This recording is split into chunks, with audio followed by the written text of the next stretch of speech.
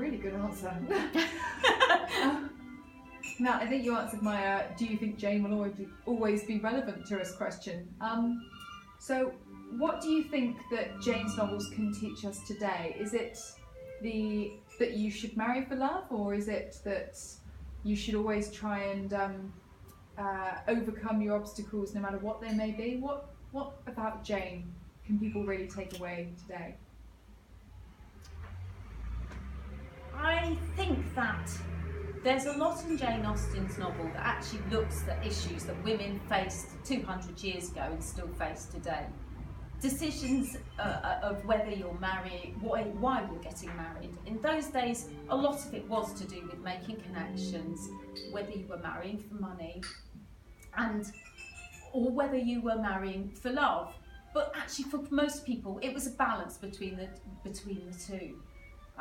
You didn't want to ignore the marrying outside your social sphere. And I think today people still have more issues to deal with if they marry someone from a different cultural background. It's saying that actually you can overcome these things, but you've got to have a firm basis for your relationship. I think Persuasion for me is a wonderful tale of how love endures. And I think that that's perhaps one of the most encouraging out of the novels, because it's actually saying that actually if you've got that really deep love that's based on a solid affection, that actually it can survive even when it takes a good many years to come to fruition. Yes, love enduring has to be one of the tales that really does go across the ages. It's one of the reasons why so many people who come to the centre say Persuasion's their favourite novel. It's not all about Pride and Prejudice. Having said that, I have to put in a word for Pride and Prejudice, in as much as one of the things that first attracted to me is the transformation of Mr. Darcy.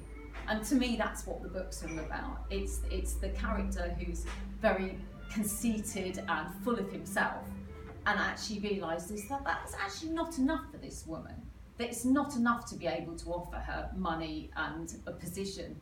Actually, she doesn't love him, and until he's won her love, she's not interested. And I think that seeing the way he softens during the book, I think is the most wonderful tale of transformation. And for me, I love Cinderella stories, and in a way, Pride and Prejudice is a Cinderella story, but it's Mr. Darcy changing from Mr. Proud to Mr. Gorgeous.